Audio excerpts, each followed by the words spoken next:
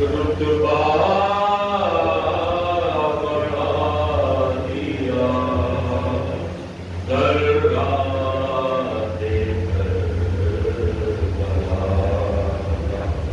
مقدر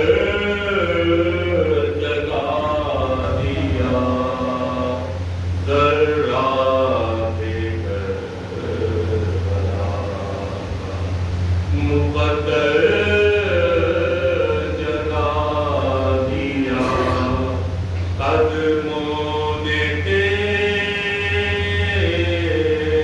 دست کو میرا بخش دی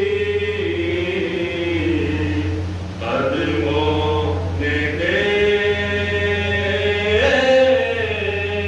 دست کو میرا بخش دی فرش زمین کو عرش معلا بنا دیا تو نے حسین پاک کا والد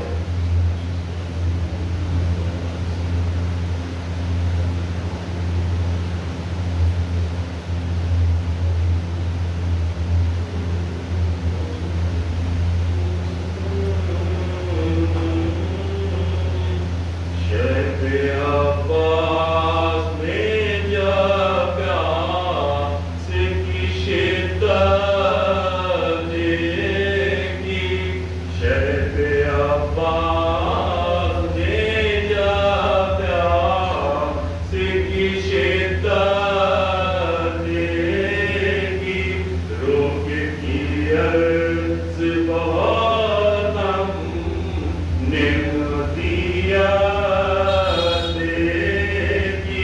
سب عزیزوں کی رفیقوں کی شہادت دیکھی اور کملا ہی ہوئی آپ کی صورت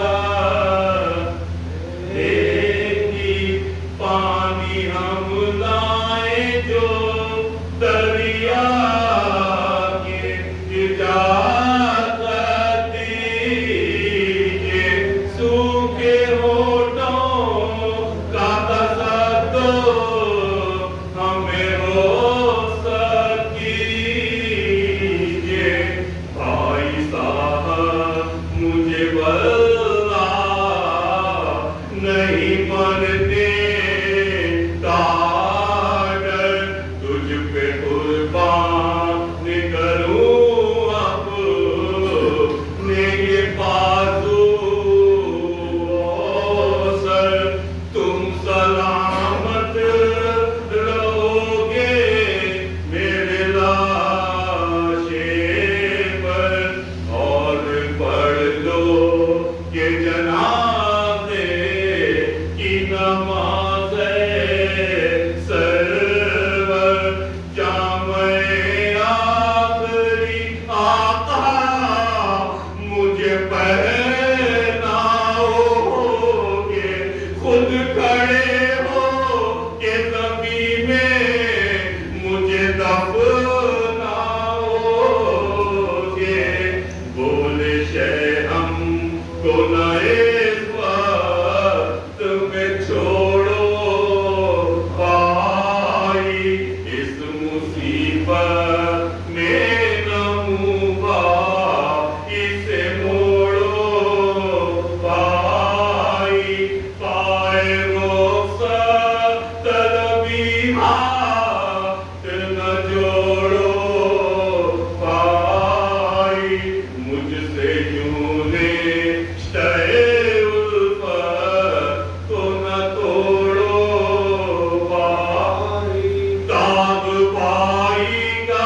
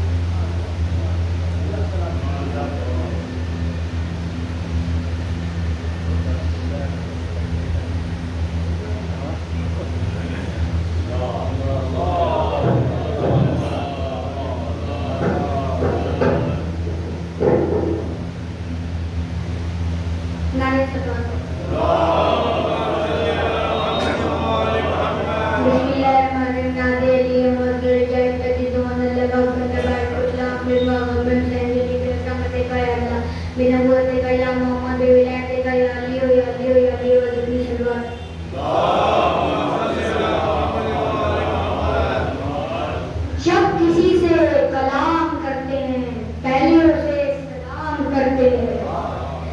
جب کسی سے کلام کرتے ہیں پہلے اسے سلام کرتے ہیں. مجلس شہ میں جو بھی پہلے آتا ہے، مجلس شہ میں جو بھی آتا ہے اس کا ہم تہہ دل سے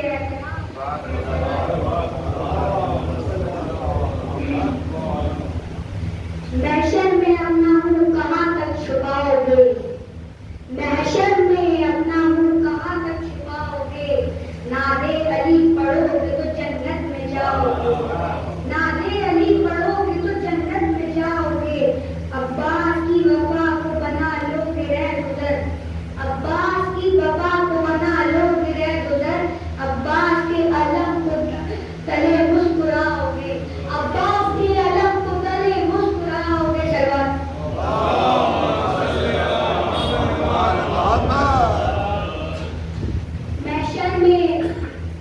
محشر میں کام آئے گی مجلس حسین کی، محشر میں کام آئے گی مجلس حسین کی. جنت میں لے کے جائے گی مجلس حسین کی، جنت میں لے کے جائے گی مجلس حسین کی. موسم پہ اب بھی بھاری ہے موسم حسین کا، موسم پہ اب بھی بھاری ہے موسم حسین کا. یہ موسم نہ روک پائے گی مجلس حسین کی، یہ موسم نہ روک پائے گی مجلس حسین کی.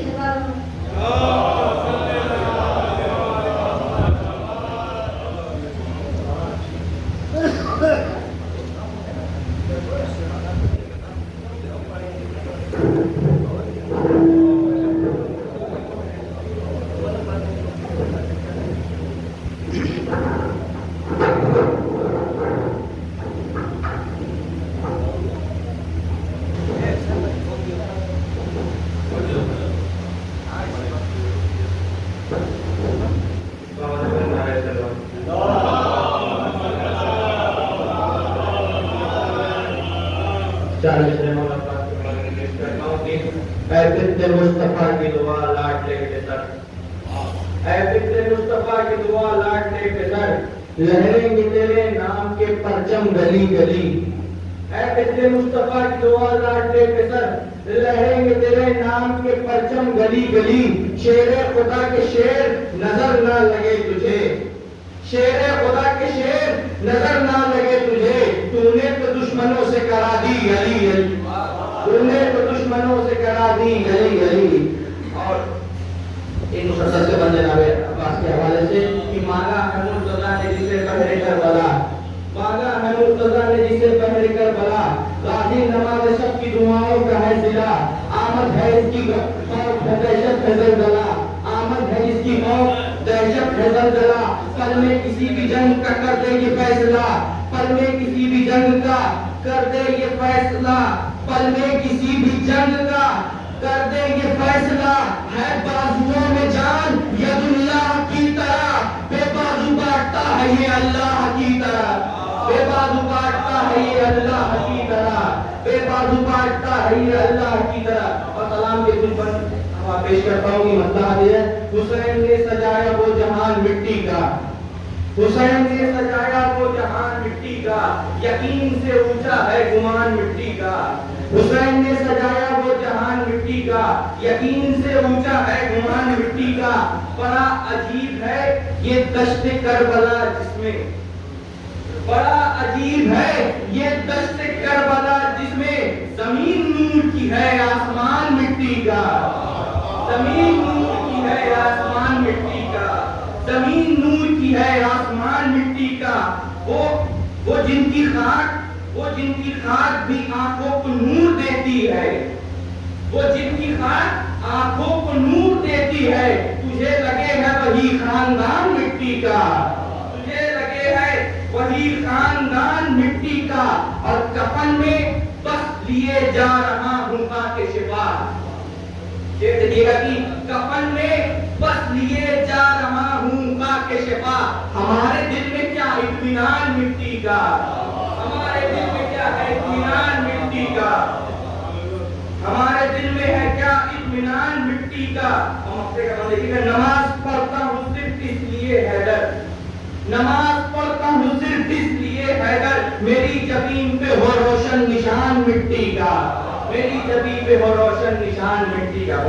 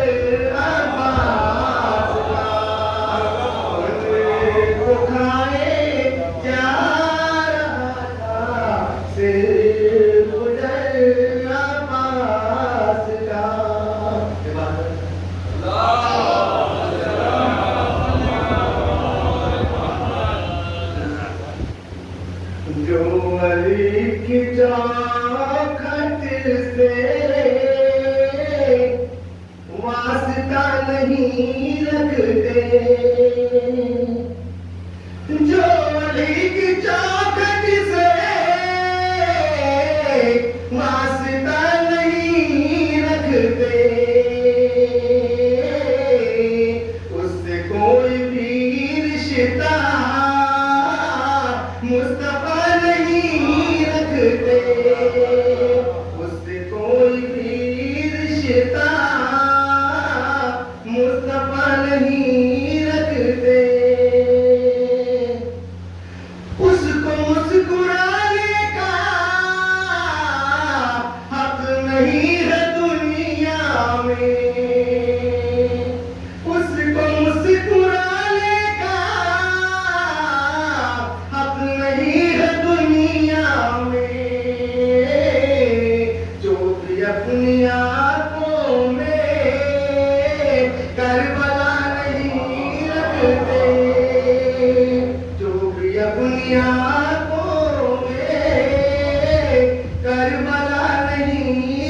رکھتے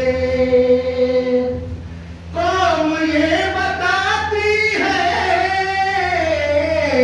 جاگ کر شب عاشور دل میں حر کو رکھتے ہیں حر ملا نہیں رکھتے دل میں حر کو رکھتے ہیں حر ملا نہیں رکھتے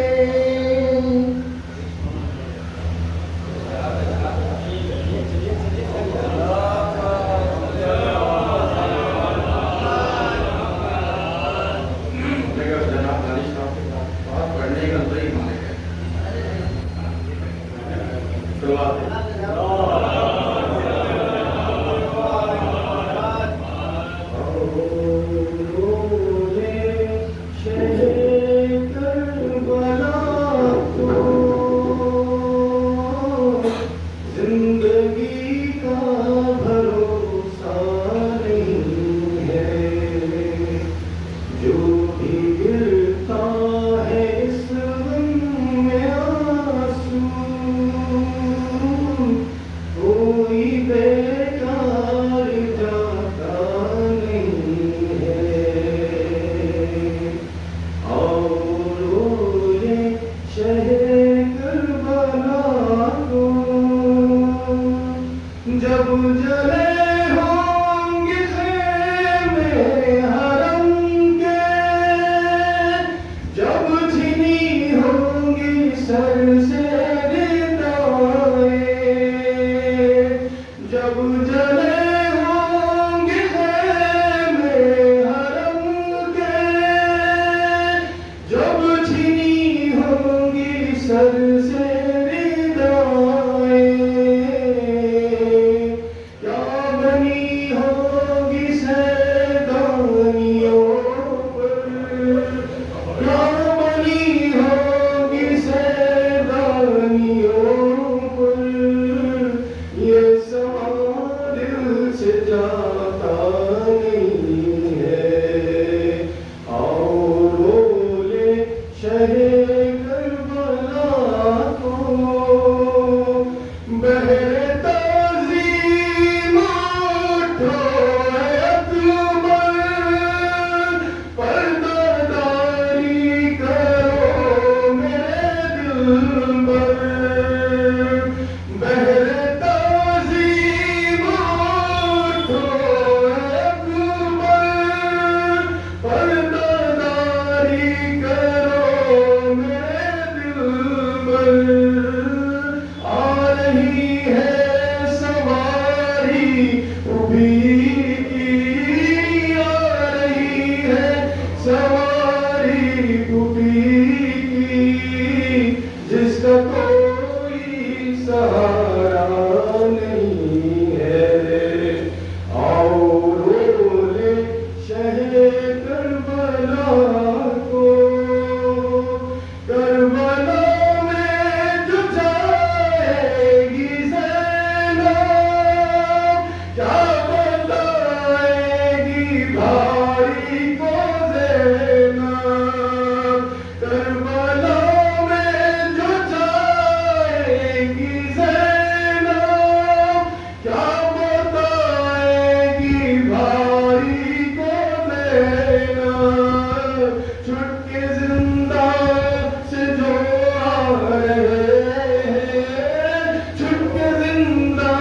سے جو آ رہے ہیں ان میں پیاری سکینہ نہیں ہے آؤ رولے شہر کربلا کو جب مدینے میں جائے گی زینب کیا بتائے گی صغرا کو زینب جب مدینے میں جائے گی زینب کیا بتائے گی صغرا کو زینب وہ نشان رسن بازوؤں پر وہ نشان رسن بازوؤں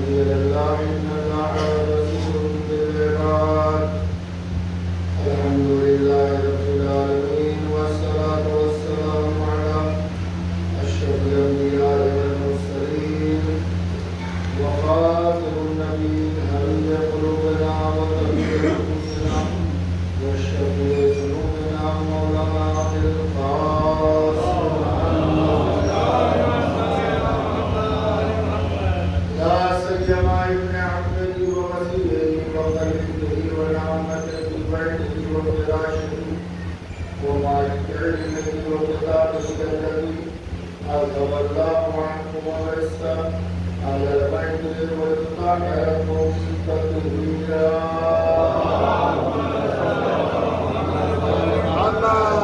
ولعنة الله على أعدائهم ومنكر فضائلهم ومصائبهم وتشريف حقوقهم اليوم إلى يوم القيامة.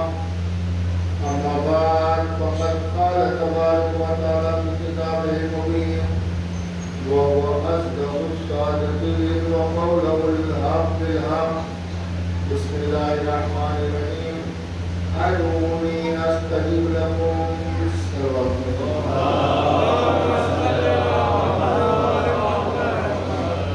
برادران ایمانی صبح میں سید الشہداء اللہ تعالیٰ نے لوگوں نے کربلا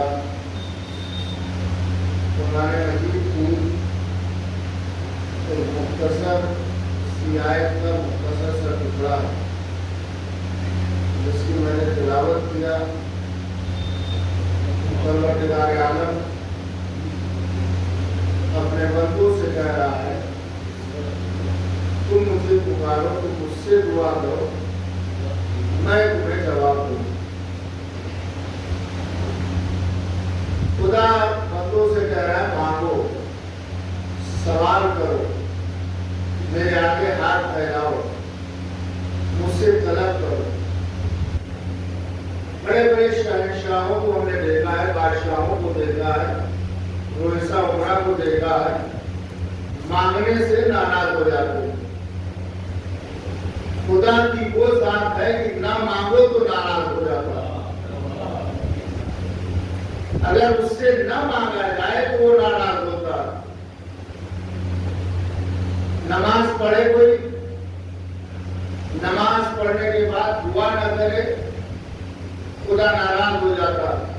فرشتوں نے کہا ایسی نماز اس کے منہ پہ مار دو, ایسی نماز مجھے نہیں چاہیے. تو یہ متکبر ہے, مانگنے سے شرماتا ہے. مجھے متکبر کی عبادت نہیں چاہیے, یہ مانگتا نہیں ہے. اچھا اللہ سے مانگنے میں کوئی شرم بھی نہیں, بندوں سے مانگنے سے بہتر ہے. مولا کائنات حضرت علی بن ابی طالب ارشاد فرماتے ہیں بندوں سے مانگنے سے بہتر ہے کہ خدا سے مانگو. اس لیے کہ اگر بندوں سے مانگو گے تو سوائے نقصان کے کچھ ہے ہی نہیں. اگر وہ دے دیں گے تو احسان جتائیں گے, اور اگر منع کر دیں گے تو شرمندگی ہوگی.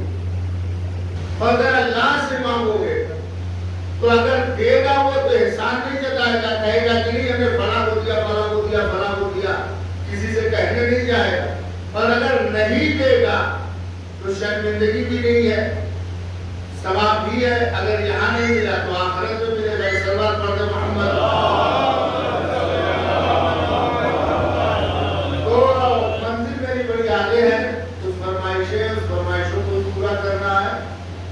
ادعونی استجب لکم, دعا مانگو. اور یہ مستقل ایک موضوع ہے, کیسے دعا مانگے, کس کو وسیلہ بنائے, خدا سے کیسے مانگا جائے. یہ تو شکر ہے مجلس حسین کا, اس مجلس کے ذریعے سے ہمیں مانگنے کا طریقہ بتا دیا جاتا ہے. معصومین نے اپنی دعاؤں کے ذریعے سے بتایا ہے کہ اللہ سے کیسے مانگا جاتا ہے, کیسے سوال کیا جاتا ہے, کیسے اس کے سامنے ہاتھ پھیلایا جاتا ہے. مگر جب بھی دعا مانگیے, مختصر بات کو آپ لوگ کے لواب عرض کر دوں کہ جب بھی دعا مانگیے, حدیث یہ ہے محمد والے محمد کے وسیلے سے دعا مانگیے. آدم نے جب دعا مانگی تو آل محمد کو وسیلہ بنایا. تو ہے ابراہیم ہے, موسیٰ ہے, عیسیٰ ہے, سب نے آل محمد کو وسیلہ بنایا. تو ہم بھی آل محمد کو وسیلہ بنا کر کے دعا مانگیں. اب دعا مانگنے کا طریقہ ہوتا ہے, دعا مانگنے کا سلیقہ ہوتا ہے, اور وہ اہل بیت نے بتا دیا کہ دعا کیسے مانگی جائے. اور دعا مانگنے میں شرمانا بھی نہیں چاہیے, گھبرانا بھی نہیں چاہیے. کیوں؟ اس لیے کہ دعا ہے کہ جو آدم نے بھی مانگی, قرآن میں سب کی دعائیں موجود ہیں. نوح نے بھی مانگی, ابراہیم نے بھی مانگی, موسیٰ, عیسیٰ, یحییٰ, زکریا, 1,24,000 نبیوں نے دعا مانگی. کوئی بھی نبی ایسا نہیں گزرا ہے کہ جس نے خدا کے سامنے ہاتھ نہ پھیلایا ہو۔ اگر آپ اس ابتدائی گفتگو میں ہمارا ساتھ دیں گے تو انشاءاللہ آگے کا مرحلہ ہمارے لیے بھی آسان ہو جائے گا اور آپ کے لیے بھی آسان ہو جائے گا۔ یہ آپ کے ذہن کو میں اپنی گفتگو سے جوڑ رہا ہوں تاکہ آپ ہمارے قریب آ سکے کہ جب قرآن میں 1,24,000 نبیوں کی دعائیں ہیں، ہر نبی نے دعا مانگی، کوئی بھی ایسا نہیں ہے کہ جس نے خدا کے سامنے ہاتھ نہ پھیلایا ہو، خدا کے سامنے دست سوال نہ کیا ہو، خدا کے سامنے گڑ گڑایا نہ ہو، خدا کے سامنے اس نے کچھ مانگا نہ ہو۔ ہر نبی نے اور ہر رسول نے خدا سے سوال کیا، خدا سے مانگا اور اپنے ہاتھوں کو خدا کی بارگاہ میں پھیلایا ہے۔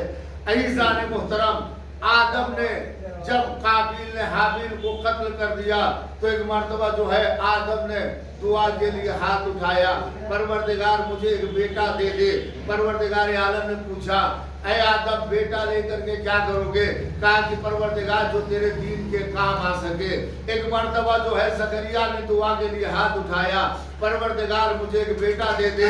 اے زکریا تو بیٹا لے کر کے کیا کرو گے؟ تاکہ پروردگار جو تیرے دین کے کام آ سکے۔ ابراہیم نے ہاتھ اٹھایا، پروردگار مجھے ایک بیٹا دے دے۔ ابراہیم بیٹا لے کے کیا کرو گے؟ تاکہ جو تیرے دین کے کام آ سکے۔ جناب یعقوب نے ہاتھ اٹھایا، پروردگار ایک بیٹا دے دے۔ اے یعقوب بیٹا لے کر کے کیا کرو گے؟ تاکہ جو تیرے دین کے کام آ سکے۔ جناب موسیٰ نے دعا کیا، پروردگار ایک بیٹا دے دے۔ اے موسیٰ بیٹا لے کر کے کیا کرو گے؟ تاکہ جو تیرے دین کے کام آ سکے۔ یوسف نے دعا کیا، پروردگار ایک بیٹا دے دے۔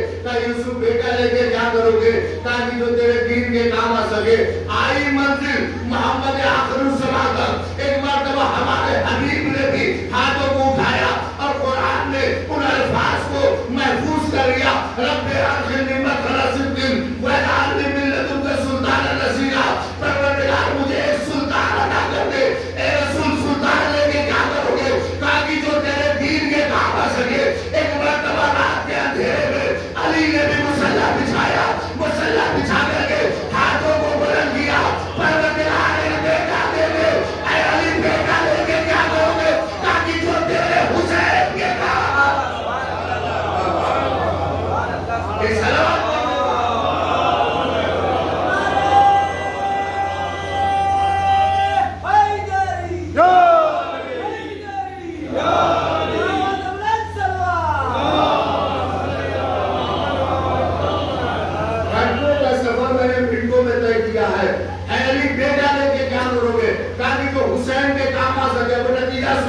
معصوم کا ارادہ ایک ہوتا ہے، معصوم کی نیت ایک ہوتی ہے، معصوم کی دعا ایک ہوتی ہے۔ آدم سے لے کر کے خاتم تک 1,24,000 نبیوں نے دعا کیا ایک بیٹا دے دے تاکہ جو تیرے دین کے کام آ سکے۔ مگر علی نے یہ نہیں کہا تاکہ پروردگار ایک بیٹا دے دے جو حسین کے کام آ سکے۔ یعنی آدم سے لے کر کے 3 شعبان تک زمانہ نبی رسول جسے جو ہے دین سمجھ رہے تھے، علی اسے حسین سمجھ رہے تھے۔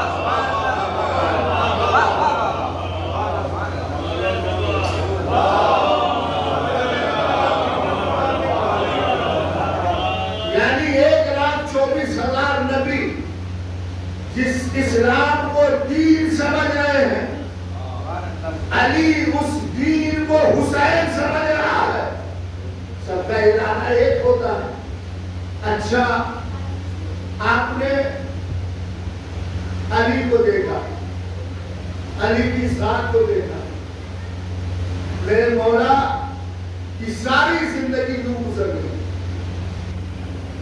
ادھر سے اٹھاتا تھا تم لوگ اور ابھی تک جو ہے یہی ہے۔ علی نے پوری زندگی یوں رکھا، توجہ دیجیے گا، اگر متوجہ ہے تو محسوس ہوں گے۔ پوری زندگی علی نے ہاتھ یوں رکھا، ہمیشہ دیتا رہا، مگر جب نماز شب میں علی نے ہاتھ یوں کیا تو خدا نے بات دیا، خدا کے سامنے ہاتھ پھیلا۔ अजीजों, जिसके बेटियां हैं वो दुआ करें। 3 बेटी हो गई, 2 बेटी हो गई, परवरदिगार एक बेटा दे, परवरदिगार एक बेटा दे। अली ने बेटे की दुआ क्यों की? जबकि खुदा ने पहले से ही मौला कायनात को हसन हुसैन जैसे बेटे दिए, मगर फिर भी अली दुआ के लिए हाथ बुलंद कर रहे हैं, परवरदिगार मुझे एक बेटा दे दे, परवरदिगार मुझे एक बेटा दे दे। जुमला अर्ज करूं, हसन हुसैन के होते हुए जिसके दिल में बेटे की तमन्ना हो उसे अब्बास कहते हैं। दोनों इमाम थे।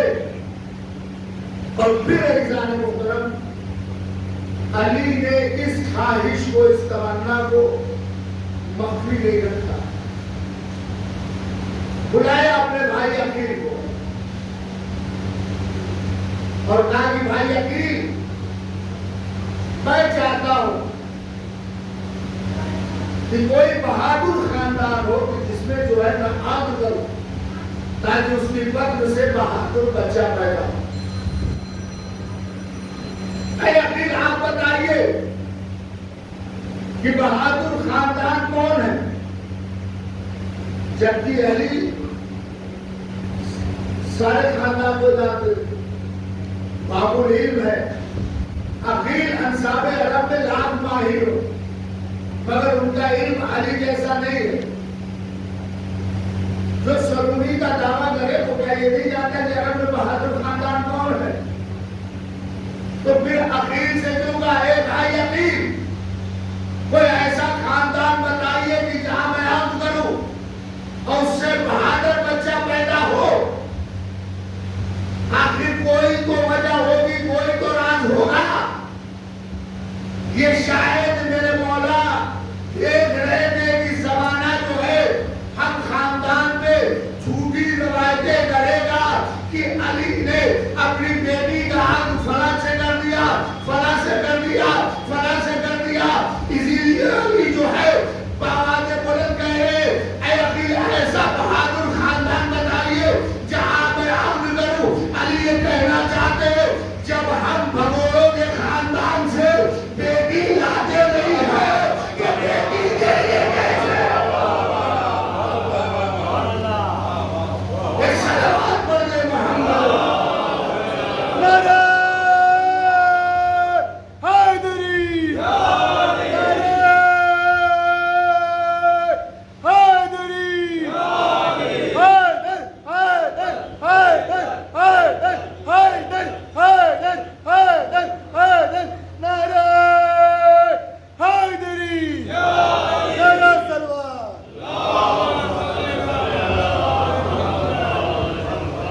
अब इंसान मुहतरम,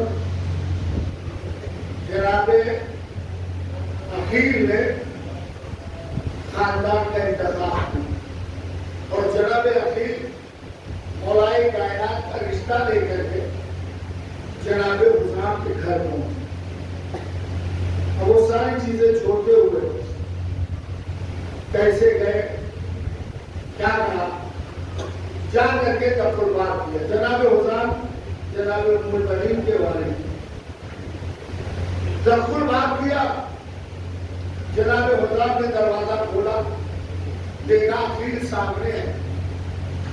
पूछा खैरियत? जनाब अकील ने कहा कि हाजत लेकर के आया हूं।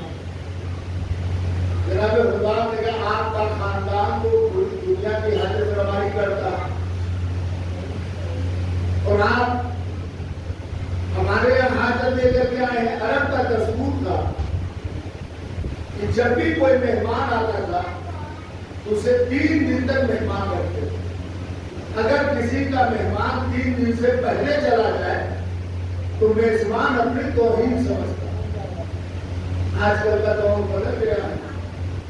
अगर मेहमान एक दिन ठहर जाए तो दूसरे दिन उसे हम पूछ करके भेज देते हैं कि कब जाओगे, वापसी का टिकट है कि नहीं है, कैसे आए हो, किराया है कि नहीं है। یعنی یہ حالت ہو گئی ہے. مگر عرب مہمان نواز تھے, 3 دن تک مہمان رہتے تھے. مہمان خانہ کھلا, جناب حزام لے کر کے آئے جناب عقیل کو. اب عرب میں ایک مسرت ہوتی ہے اور کنارے کنارے اس طریقے سے عام لوگوں کے بیٹھنے کی جگہ ہوتی, اور مسرت پہ اس قوم کا سردار بیٹھتا تھا. جناب عقیل عام جگہ پہ بیٹھنے چلے, فوراً جو ہے جناب حزام نے ہاتھ پکڑا اور لے کر کے آئے اور وہاں بیٹھانا جہاں خود بیٹھتے تھے. توجہ دیجیے گا, اپنی مسرت پہ بیٹھانا. اے حزام, آپ نے عقیل کو اپنی مسرت پہ جو بیٹھانا. ایک مرتبہ حزام جواب دے, شریف بیٹی کا باپ مسرت دیتا ہے, مسرت لیتا نہیں ہے. اب میں اشارے میں پڑھ سکتا ہوں, کھول کر کے نہیں پڑھ سکتا. ایک سلوات پڑھو, آپ سمجھتے جائیے گا تو پڑھتا جاؤں. تاکہ شریف بیٹی کا باپ مسرت دیتا ہے, مسرت لیتا نہیں. 3 دن تک جناب عقیل مہمان رہے, اور اس کے بعد تیسرے دن جناب حزام آئے, بڑے ادب و احترام کے ساتھ ہاتھوں کو جوڑا, اور جوڑنے کے بعد پوچھا, عقیل آنے کی وجہ کیا ہے, سبب کیا ہے, کس لیے آپ آئے؟ تو جناب عقیل نے کہا, اے حزام, کیا علی کو جانتے ہو, علی کو پہچانتے ہو؟ جناب حزام نے کہا کہ وہ پیدائشی اندھا ہوگا جو علی کو نہ جانتا ہو. اے حزام, جب تم علی کو جانتے ہو تو میں بتا دوں, اسی علی کا رشتہ لے کر کے میں تمہارے گھر آیا ہوں. اب حزام نے جیسے ہی سنا علی کا رشتہ آیا ہے, دوڑے دوڑے گھر میں گئے, بیوی سے کہا مصلی بچھاؤ, شکرانے کی نماز پڑھو. کہا کیا ہوا؟ کہا کہ علی کا رشتہ ہمارے گھر آیا ہے. ایک مرتبہ جناب حزام کی زوجہ یعنی ام المنین کی ماں نے مصلی بچھایا, سجدہ شکر کیا, اور کہا پروردگار تیرا شکر ہے کہ اب خدیجہ کا داماد میرا تو خدیجہ کا داماد میرا داماد بنے گا. جناب حزام گئے ام المنین کے پاس اور کہا کہ بیٹی جانتی ہو 3 دن سے جو مہمان سرا میں مہمان ٹھہرا ہوا وہ کون ہے؟ کہ بابا کون ہے؟ کہا کہ وہ عقیل ہے, علی کے بھائی, اور جانتی ہو جو آئے ہیں وہ تمہارے اپنے جو ہے اپنے بھائی کا رشتہ لے کر کے آئے ہیں تمہارے لیے. جناب ام المنین رونے لگی, کہا بیٹی میں نے ہاں نہیں کیا, اگر تم کہو گی تو منع کر دوں گا. ابھی میں نے ہاں نہیں کیا, زبان نہیں کیا. جناب ام المنین نے کہا کہ بابا میں نے تو اپنی مرضی آپ کے حوالے کر دیا, جو آپ کی مرضی. کہا کہ بیٹی پھر رو کیوں رہی؟ اب سنیے گا جناب ام المنین نے کیا کہا. کہا کہ بیٹی رو کیوں رہی ہو؟ کہا کہ بابا رو اس بات سے رہی ہوں کہ میرا خواب سچ ہوا. کہا کیسا خواب؟ کہا 3 دن سے میں خواب دیکھ رہی ہوں کہ رسول کی بیٹی آتی ہے اور آنے کے بعد آسمان سے چاند کو توڑتی ہے, اور توڑ کر کے میرے آغوش میں ڈال کر کے کہتی ہے ام المنین مبارک ہو, تو میرے بیٹے کی ماں بننے والی ہے. تو میرے بیٹے کی ماں بننے والی ہے. جناب عباس کو قمر بنی ہاشم کا دیکھیے جاہلوں میں ایک عالم پیدا ہو جائے کمال کی بات نہیں، بس صورتوں میں ایک تھوڑا بہت خوبصورت پیدا ہو جائے یہ کمال کی بات نہیں ہے، مگر جس گھرانے میں سب چاند ہو اس میں قمر بنی ہاشم ہونا یہ کمال کی بات، جہاں حسن حسین جیسے خوبصورت وہاں پہ اپنے آپ کو قمر بنی ہاشم کہلوانا یہ کمال کی بات ہے۔ ام الولید نام ہوا آئے روایت ہے جناب ابو ذر سے، آپ ایسے نہیں سن رہے ہیں جیسے میں سنانا چاہ رہا ہوں،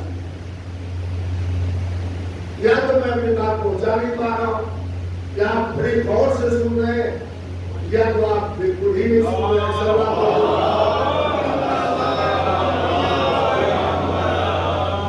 یا تو بہت غور سے سن رہے ہیں، یا تو بالکل ہی نہیں سن رہے ہیں، تو نہ میں چاہتا ہوں کہ بہت غور سے سنیے نہ بالکل ہی مت سنیے، ایسا سنیے کہ یہاں حاضر ہے ایک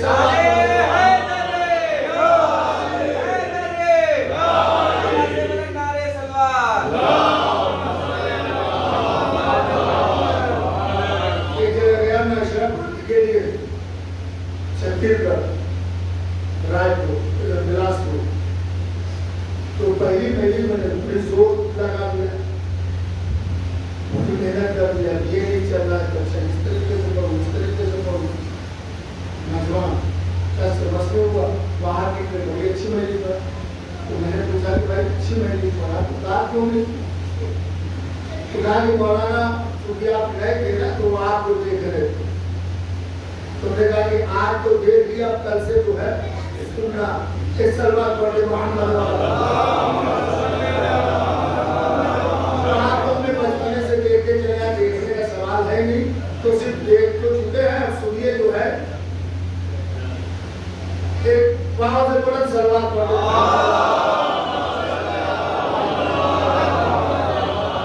تو مولا کائنات کی تمنا کر رہے کہ پروردگار ایک بیٹا دے،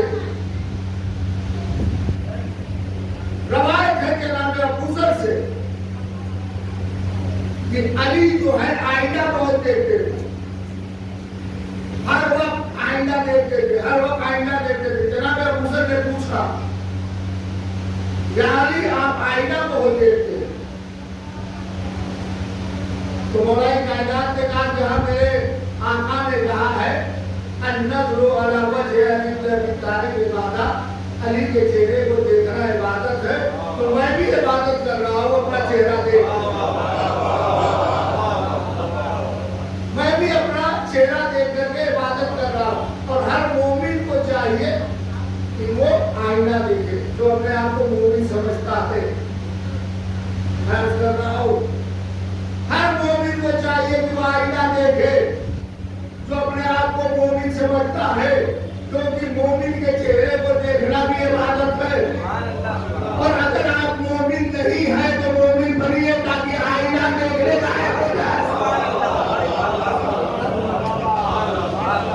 ہے نا؟ اگر آپ مومن نہیں ہیں، آپ جانتے ہیں کہ آپ کتنے بڑے مومن ہیں، آپ جانتے ہیں کہ آپ کتنے بڑے مومن ہیں، آپ جانتے ہیں کہ آپ کتنے بڑے مومن ہیں، تو اگر مومن لگا ہم کو لگتا ہے کہ ہم مومن نہیں ہیں تو اپنے آپ کو مومن بنائیے۔ ہمارے جیسا بدصورت انسان بھی دن میں 2-3 مرتبہ آئینہ دیکھ لیتا تو آپ کو ماشاءاللہ بڑے خوبصورت ہیں۔ علی بہت آئینہ دیکھتے تھے، ابو ذر نے پوچھا یا علی اتنا آئینہ کیوں دیکھتے ہیں؟ کہ میرے آقا نے کہا ہے کہ علی کے چہرے کو دیکھنا عبادت ہے، تو کیا میں اس عبادت کو انجام نہ دوں، اس لیے میں آئینہ دیکھتا ہوں۔ علی آئینہ دیکھتے رہے دیکھتے رہے دیکھتے رہے دیکھتے رہے، ایک مرتبہ 4 شعبان آئی، کسی نے کہا کہ علی اب پاس آ گئے، علی نے آئینہ رکھ دیا، اس دن کے بعد علی نے آئینہ نہیں دیکھا۔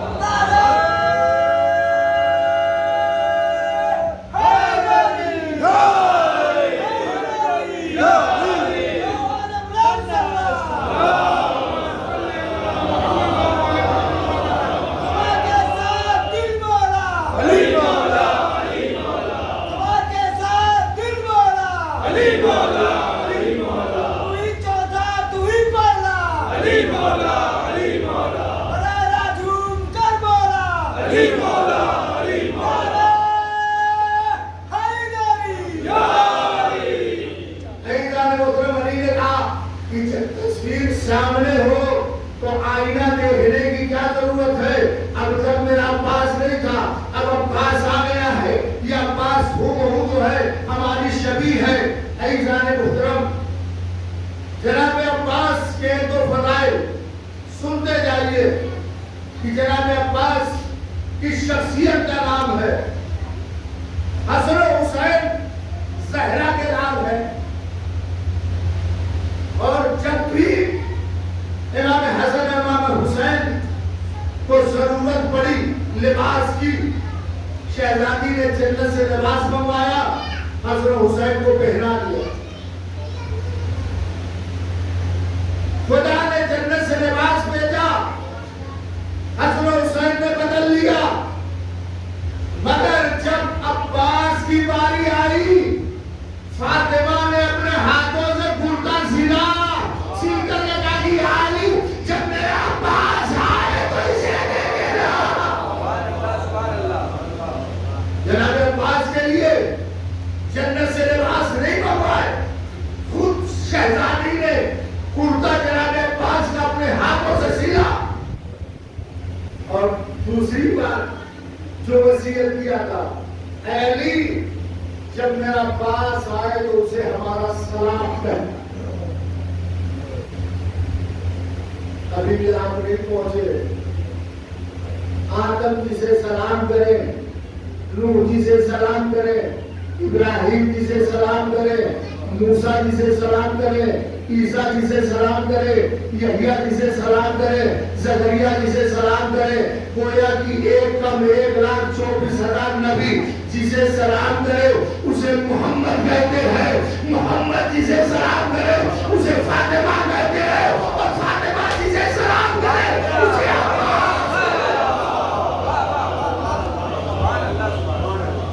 فاطمہ جی سے سلام کرے اسے عباس کہتے ہیں. 2 برس کا زندہ جناب عباس کا، اور مولا کائنات سینے سے لگائے ہوئے تھے. بغل میں جناب ابو طالب کی تلوار تھی. جیسے ہی جناب عباس کو نیچے اتارا، جناب عباس نے وہ تلوار نکال دی. اب جناب عباس نے وہ تلوار کو نکالا، وہ جناب ابو طالب کی تلوار تھی. 2 برس کا سن جناب ابو طالب کی تلوار اٹھائی، اور اس تلوار کا وزن جو ہے 40 کلو. جو جناب ابو طالب کی تلوار تھی اس کا وزن جو ہے 40 کلو. اب مجمع شاید حیرت میں ہے، 2 برس کے بچے نے 40 کلو کی تلوار کیسے اٹھا لی؟ تو یہ سوچو یہ کوئی عام بچہ نہیں ہے جس کے باپ نے 2 انگلیوں سے کھایا. یہ اس کا بیٹا ہے. اچھا بچے پوچھتے ہیں ہمارے وہاں تو کسی کو جب کوئی نئی چیز دیکھتے ہیں پوچھتے ہیں بابا یہ کیا ہے؟ اب تو کم رواج ہو گیا، موبائل سے سب سیکھ لیتے ہیں. پہلے پوچھتے تھے یہ کیا ہے؟ کولر ہے. یہ کیا ہے بابا؟ مائک ہے. یہ کیا ہے؟ کا پنکھا ہے. وہ کیا ہے؟ کا زری ہے. وہ کیا ہے؟ کا علم ہے. یہ بچوں کی فطرت ہوتی ہے، اور باپ دادا جو ہے بتا دیتے ہیں یہ کیا ہے، وہ کیا ہے، یہ کرسی ہے، یہ ممبر ہے، یہ مائک ہے، یہ فرش ہے، یہ قالین ہے. جناب عباس نے تلوار نکالا، اور نکالنے کے بعد یہ نہیں پوچھا کہ بابا یہ ہے کیا،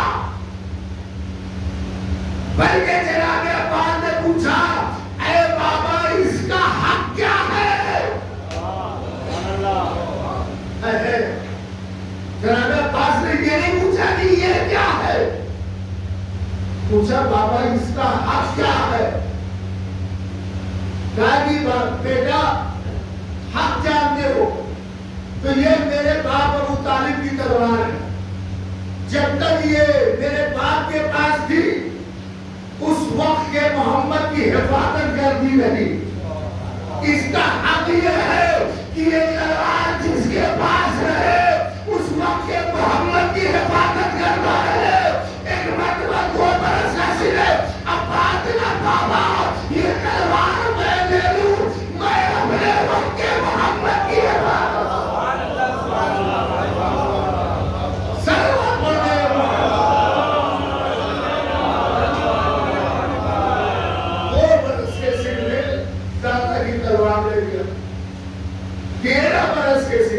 जंग सिफीन हुई। जंग सिफीन मुझे पूरी नहीं पढ़ना, 13 बरस का सीन है जनाब अब्बास का, और जंग सिफीन है। एक मरतबा जंग सिफीन के वाकयात में से छोटे छोटे वाकयात जनाब अब्बास से मुतालिक मिलते, एक दो बातें और करके डॉक्टर को साथ, चूंकि वक्त मुझे जितना मिला था वो पूरा हो चुका है। जनाबे अब्बास जंग सिफीन में 13 बरस की उम्र थी। अब सुनिए, देखिए, 2 बरस की ताकत आपने देख लिया, 40 किलो की तलवार लेकर के कहा कि बाबा ये मुझे दे दीजिए, मैं अपने वक्त के मोहम्मद की हिफाजत करूंगा। जंग सिफीन में 13 बरस के जनाबे अब्बास एक मरतबा मालिक अश्तर जनाब इब्राहिम ने मालिक अश्तर आते हैं अब्बास के पास, और ज़रा चूंकि जानते हैं सीने पे पहनी जाती ताकि जो है तीर उसे रोक सके, और अगर ये सीने के बराबर न हो तो ये गलती है, कायदे से टाइट नहीं होती है। तो एक मर्द लेकर के आए जनाब अब्बास के पास। जनाब अब्बास ने पूछा, इब्राहिम ये क्या है? कहा ज़रा है। कहा कहाँ ले जा रहे? कहा कि अब्बास ये बड़ी है, छोटी करा है, इधर ले आओ। एक मर्द करीब ले आए, कहा कि इब्राहिम ये बताओ कितनी बड़ी है? जनाब इब्राहिम ने बताया कि ये जरा इतनी बड़ी है जैसे कागज को फाड़ा जाता है। अब्बास ने ऐसे लोहे को फाड़ दिया। अभी भी आप महसूस नहीं हुए? जैसे कागज को फाड़ा जाता है, अब्बास ने ऐसे लोहे को फाड़ दिया। एक मरतबा इब्राहिम ने मालिक अश्तर करके, अब्बास ये तो दाऊद का मौजूदा है कि वो लोहे को मोम कर देते थे। एक मरतबा इब्राहिम जो जनाब अब्बास कहते, इब्राहिम अरे दाऊद जिसके बाप का नाम ले रहे लोहे को मोम कर देते, वो मेरा बाबा है।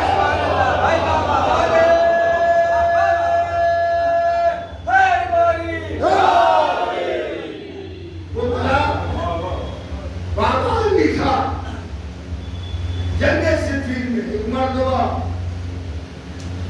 मिलता है कि जो नेज़ा बरदार होते थे, वो नेज़ा अच्छे नेज़ा चलाने वाले जब नेज़ा मारते थे तो 2 सीना यानी 2 लोगों को खड़ा कर दिया जाए तो नेज़ा अच्छा चलाने वाला जो बहादुर होता तो मारता था, तो 2 लोगों को सीने को चीरता था। रवायत यह है कि जब अब्बास नेज़ा मारते थे तो 11 सीनों को चीरता हुआ निकल जाता था। जनाब इब्राहिम ने जनाब अब्बास से सवाल किया, अब्बास नेज़ा तुम अच्छा चला लेते हो, तलवार भी अच्छी चला लेते हो, कोई मध्य मुकाबले में तुम्हारे दिखता नहीं, आखिर कितने बड़े शुजा बनना चाहते हो? बस अगर ये बात मैं पहुंचा दिया तो रब तो मुस्कान तक आ जाऊंगा। कितने बड़े शुजा बनना चाहते हो? कहा मुस्कुराए जनाब अब्बास और कहा इब्राहिम जानते हो अली अब्बास की ख्वाहिश क्या है? कहा ख्वाहिश क्या है? कहा कि अब्बास ये चाहता है कि ऐसा शुजा हो जाए कि मैदान में दुश्मन को जब ये पता चले कि मैदान में अब्बास आने वाला है तो आधा दुश्मन ऐसे ही मर जाए।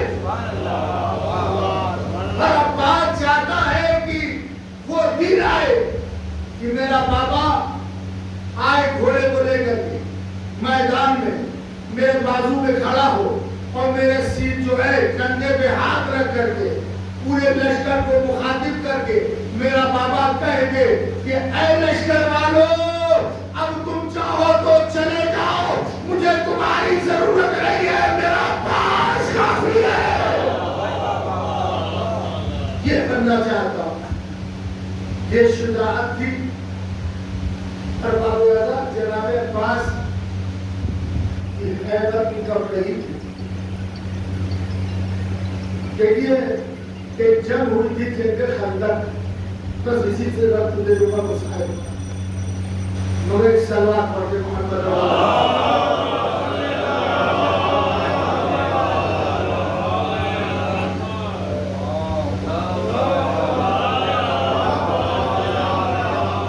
ایک جنگ خندق ہوئی، پوری جنگ خندق نہیں پڑھنا ہے مگر علماء سے سنتے رہتے ظاہرین سے کہ جب کھودی گئی تھی تو ارادہ یہ تھا کہ کوئی دشمن ادھر سے ادھر رہا ہے، بڑی لمبی چوڑی جنگ خندق وہ خندق کھودی گئی تھی مگر اس پر بھی ایک شخص عمر بن عبدالعزیز ادھر سے کود کر کے ادھر آ گیا، کہیں سے تنگ رہی ہوگی، وہاں سے اس نے چھلانگ لگایا، گھوڑے کے ساتھ ادھر آ گیا۔ وہ خندق رسول کے دور میں کھودی گئی تاکہ کوئی بھی دشمن ادھر سے ادھر نہ آئے۔ اللہ نے جناب عباس کی حیبت کربلا میں خط کھینچ دیا اور کہا کہ کسی میں ہمت ہے تو ادھر سے ادھر آئے، کسی کی مجال نہ ہوئی کہ خط کو عبور کر کے ادھر سے ادھر آ سکے، مگر جب امام حسین علیہ السلام نے جنگ کا نقشہ دیکھا کہ اگر ایسے ہی رہنے دیا تو پھر کربلا کا نقشہ کچھ اور ہوگا، کہنے میں گئے کہا کہ جو ہے زینب عباس کو تم بلاؤ، عباس کو تم روک لو، کہا کہ بھیا آپ ہی تو کہ میرا پاس ٹوٹ جائے گا، مجھے ان کی تربیت پہ بھروسہ ہے۔ ایک مرتبہ جناب امام حسین کہتے ہیں مجھے بھی پتا ہے کہ اگر میں عباس کو کہوں گا تو عباس ٹوٹ جائے گا، مگر جب حسن کے جنازے میں 3 برس آئے گئے میں نے عباس کو روکا کہ عباس رک جاؤ، یہ کربلا نہیں ہے۔ جب گھوڑے نے جامع فرس پہ ہاتھ ڈالا میں نے عباس کو روکا کہ عباس رک جاؤ، یہ کربلا نہیں ہے۔ جب جو ہے دربار ولید میں بلا کر کے مجھ سے بیعت طلب کیا گیا، اس وقت عباس نے تلوار نکالی، میں نے کہا کہ عباس رک جاؤ، یہ کربلا نہیں ہے۔ اے زینب، اگر میرے بھیا نے میرے عباس نے پوچھ لیا کہ بھیا یہی تو کربلا ہے تو اس وقت میں کیا جواب دوں گا؟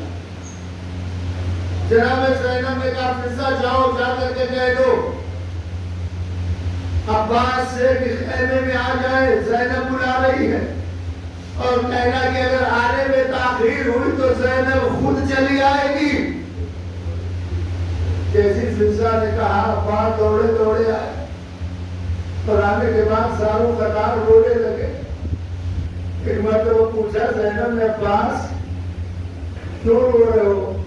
تاکہ بیوی خیمہ ہٹا دیا، مگر آئندہ سے خیمے سے باہر آنے کے لیے نہ کہیے گا، عباس برداشت نہیں کر سکتا کہ آپ خیمے کے باہر آ جائے۔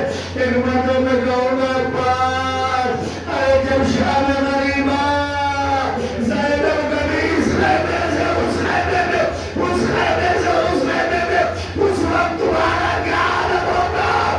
جب رہی کی لاشا دریا کے کنارے کھڑا گیا ہوگا۔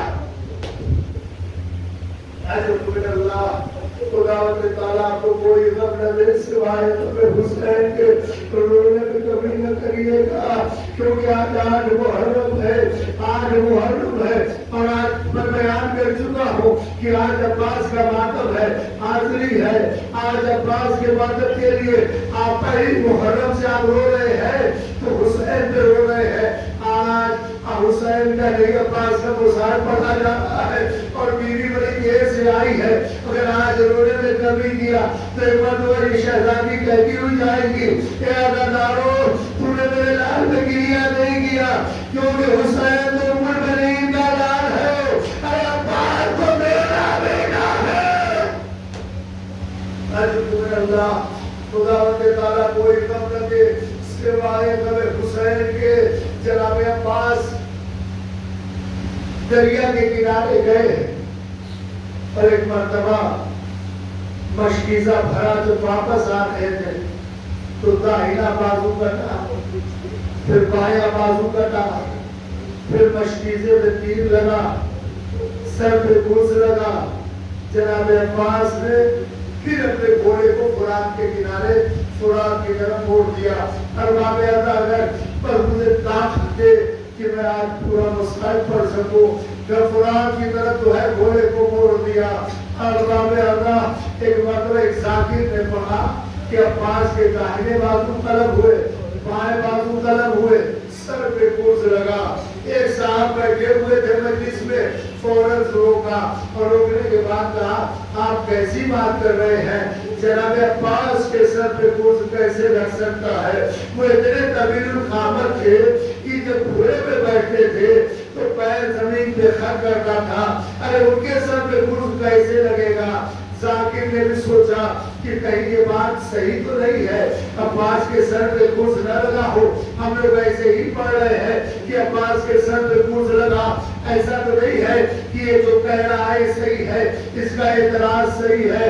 ایک مرتبہ وہ سوچتے سوچتے بستر پہ گیا، سویا ہی تھا، کیا دیکھتا خواب میں خود مولا عباس آئے، خواب میں خود مولا عباس آئے ہیں۔ ایک مرتبہ کھڑا ہو گیا، مولا آپ تشریف لے آئے ہیں، اے مولا ارے میں نے سنا ہے کہ آپ کے بازو قلب ہوئے۔ کہا کہ ہاں ہمارے بازو قلب ہوئے۔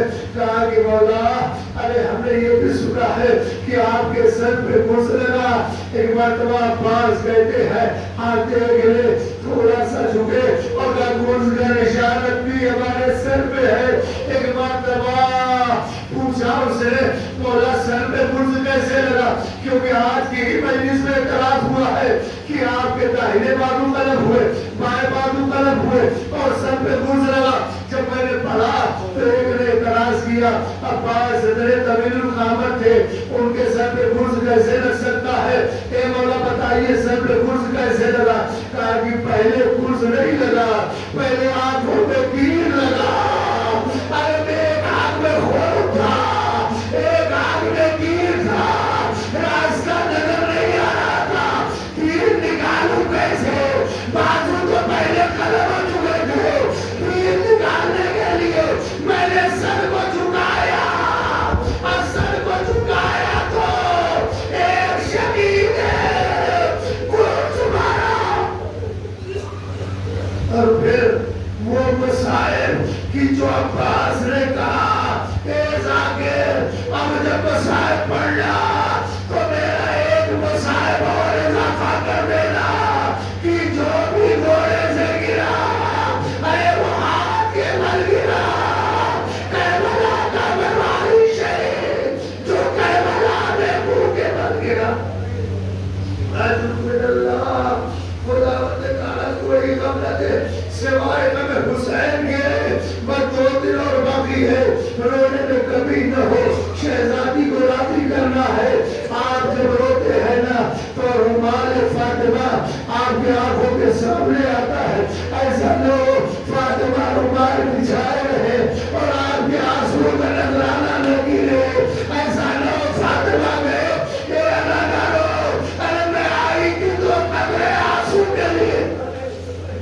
کتنا قیمتی ہے آنسو جانتے ہیں آپ کہ جب روتے ہیں آپ آنسوؤں کو رومال میں فاطمہ جمع کرتی ہے اور لے جاتی ہے، حسین کے زخموں پہ لگاتی ہے، جیسے ہی آنسو زخم میں لگتے ہیں زخم ہرا ہو جاتا ہے۔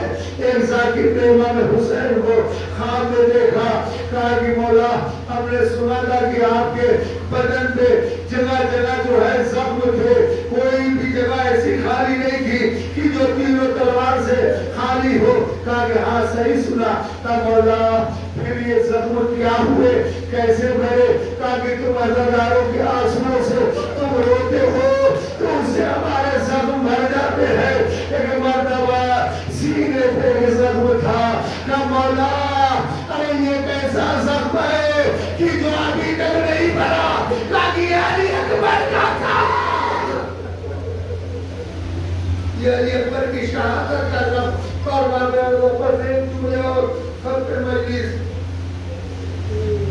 علامہ مہدی بہرالعلوم کا دور بعد سے 2500 سال پہلے روایت کرتے ہیں کہ ایک مرتبہ کربلا میں جناب عباس کے قبر کی مرمت کی بات ہوئی.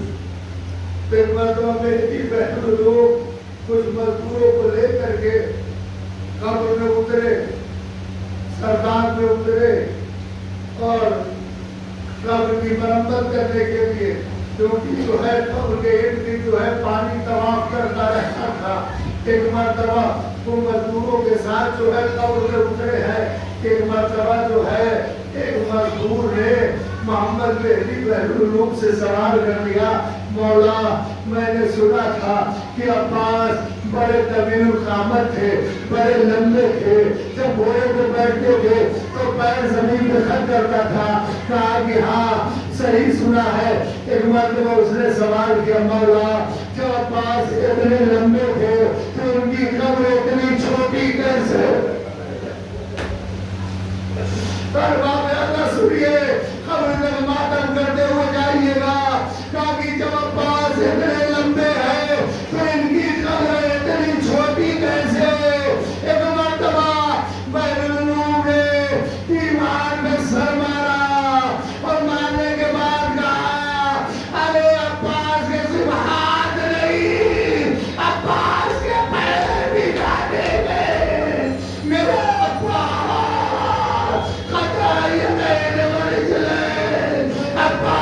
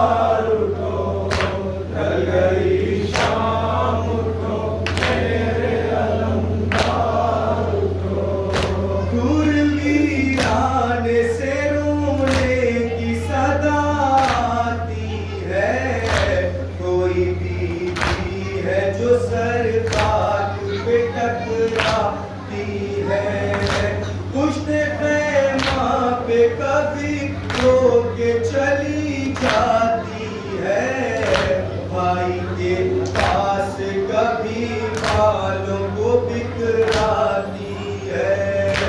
मैं यतीमों को यहाँ छोड़ के जाऊं कैसे, माँ से किस तरह मिलूं, हाल सुनाऊं कैसे। ढल गई शाम तो मेरे अलंकार उठो, ढल गई शाम तो मेरे अलंकार उठो। कितना मुश्किल है सकीना को सुलाना, मुझसे कहती है मुझे रण में है जाना। किस तरह दूं मैं उसे आपका सीना, तुमसे मायूस है ये काली सकीना। इस अंधेरे में जो निकलेगी तो खो जाएगी, तुम इसे गोद में ले लोगे तो सो जाएगी। ढल गई शाम तो मेरे अलंकार उठो, ढल गई शाम तो मेरे अलंकार उठो। नहर की संत से आवाज ये आई अनवर, अपनी हमशीर से कहता था कोई रो रो कर। हाल तो देखिए मेरा लबे दरिया कर, मुझको लिल्लाह ये बदला ये मेरी बाहर। हाथ काटे गए गोदी में उठाऊं कैसे, थकिया देख सकीना को सुलाऊं कैसे।